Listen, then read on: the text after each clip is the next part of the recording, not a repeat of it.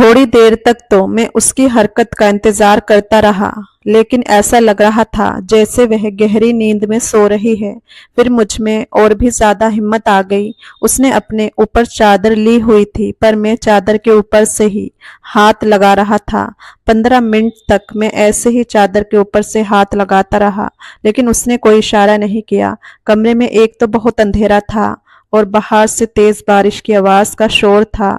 अब मुझ में और हिम्मत आ गई थी और मैं थोड़ा सा और आगे खसक गया। अब उसके और मेरे दरमियान का फासला बहुत कम हो गया था, मगर जैसे ही मैंने अपना हाथ उसकी चादर के अंदर किया तो उसने फौरन मेरा हाथ पकड़ लिया और फिर ऐसी जगह रखा कि मैं खुद को रोक नहीं पाया। 12वीं का एग्जाम देने के बाद मैं फ्री था और अभी सिर्फ आराम और घूमने फिरने के अलावा मैं और कुछ नहीं सोचना चाहता था। लेकिन मुझे फ्री देखकर घर वालों को सब काम मुझसे ही कराना याद आते थे। कभी सब्जी ला दो तो कभी दूध खत्म हो गया है, मगर मैंने जो जो सोचा हुआ था वैसा कुछ भी नहीं हो रहा था। इस खाली वक्त में मैं कुछ मजे करना चाहता था और ये सारा वक्त गुजारना बहुत ज्यादा मुश्किल लग रहा था। दोस्तों के साथ घूमने का प्रोग्राम बनाया, लेकिन सबकी किसी ना किसी मजबूरी की वजह से वो भी ना हो सका। लेकिन मम्मी ने मुझे कहा अपनी चाची की तरफ चले जाओ, मुझे कुछ चीज भी भिजवानी थी और वैसे भी तुम्हारी चाची इतनी बार तुम्हें आने का कह चुकी है, लेकिन तुम हो कि जाते ही नहीं हो। मेरी चाची लखनऊ में रहती थी और मुझे वहां जाना कभी भी इतना पसंद नहीं था, इसलिए पिछले 3-4 साल से मैं उनकी तरफ गया ही नहीं था।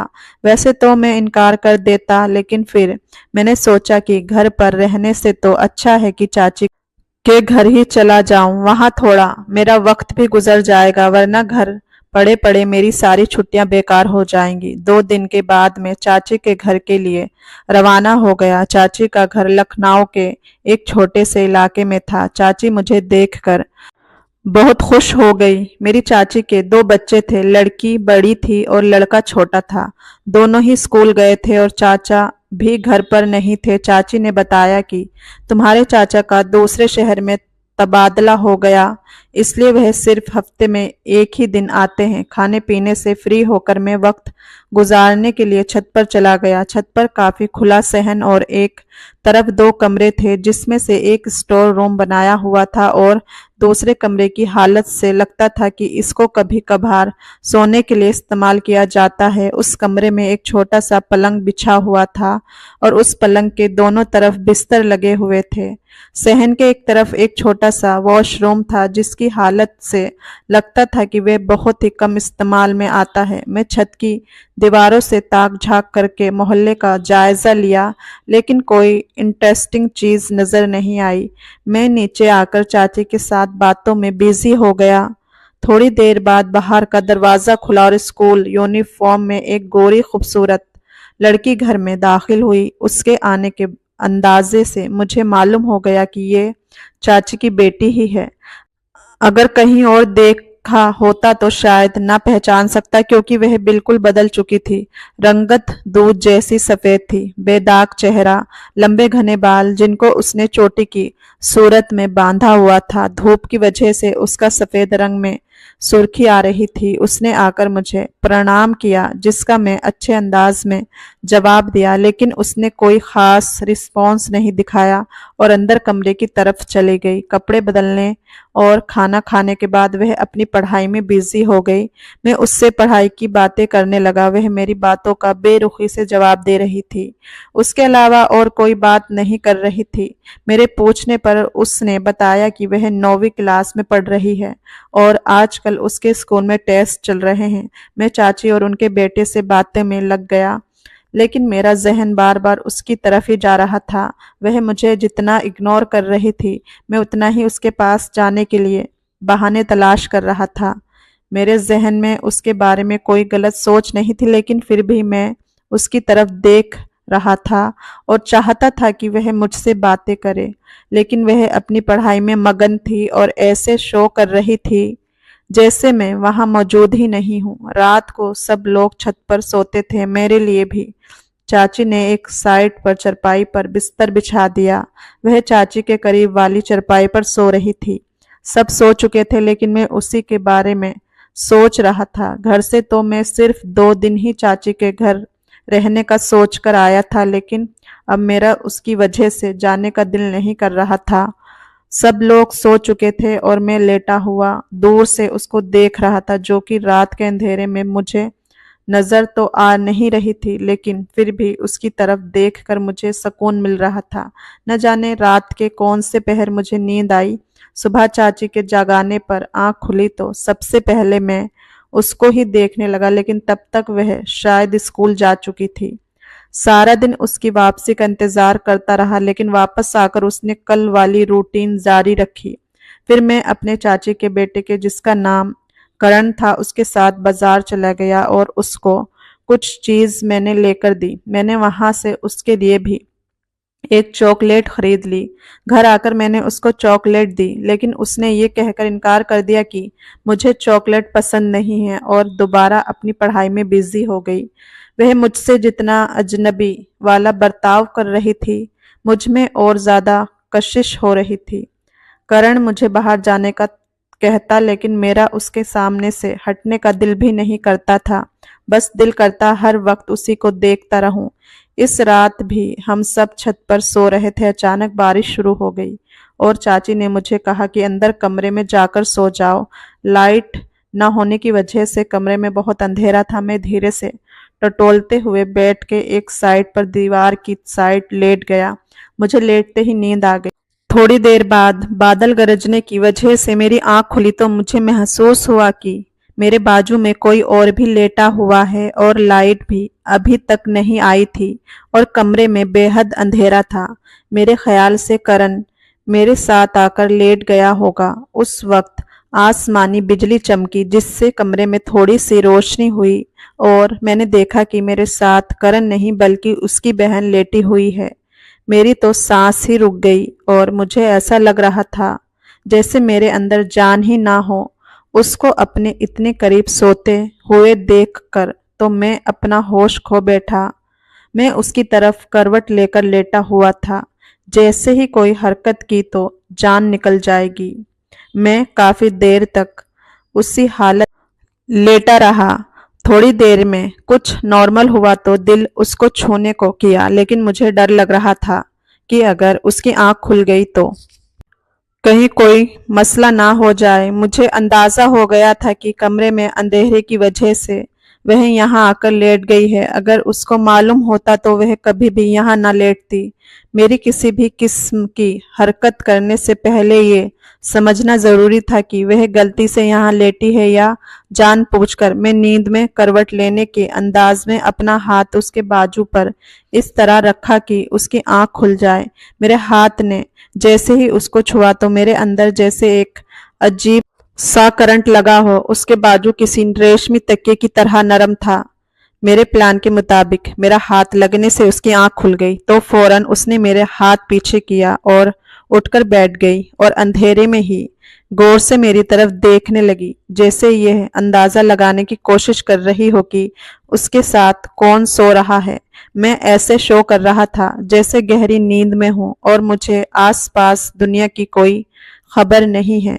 मेरे हल्के हल्के खराटे से उसको मालूम हो गया कि वह करण के बजाय मेरे साथ सो रही है। उसने जल्दी से अपनी चादर उठाई और पलंग की दूसरी साइड पर जाकर लेट गई। मैंने ठंडी सांस भरी और अपने आप को कोसने लगा कि उसको जगाने की क्या जरूरत थी। ऐसे में कम से कम वो मेरे पास तो लेटी हुई थी। अब पता नहीं ऐसा मौका दोबारा मिलेगा या नहीं। अगले दिन उसने पहले जैसे ही बर्ताव रखा। ऐसा कुछ नहीं लग रहा था कि रात की बात पर कुछ रिएक्ट कर रही हो। आज तो वह थोड़ा परेशान लग रही थी और पहले से भी ज्यादा पढ़ाई में बिजी थी। मैंने थोड़ी हिम्मत करके उससे परेशानी की वजह पूछी तो उसके बजाय चाची ने बताया कि कल इसका मैथ का पेपर है और ये मैथ में काफी कमजोर है। मैंने कहा कि चाची आप फिक्र ना करें, मैं तैयारी करा देता हूँ।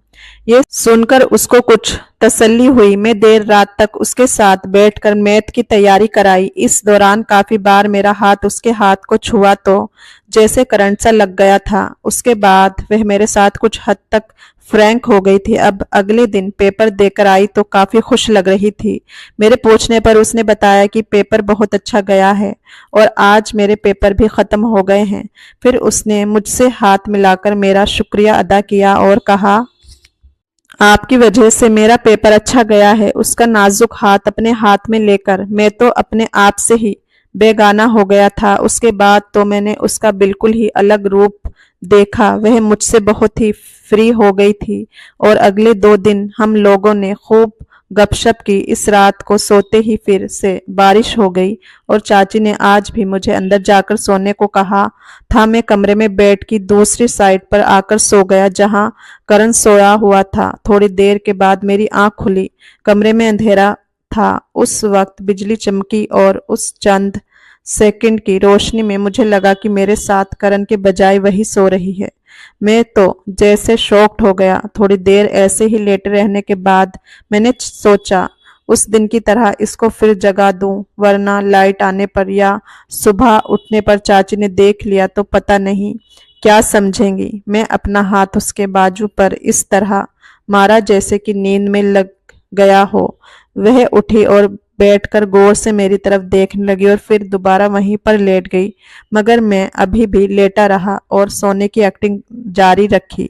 मैं दीवार वाली तरफ था और वह पलंग की तरफ। हमारे दरमियान फासला बहुत ही कम था, मगर अब मुझे समझ नहीं आ रहा था कि क्या करूं।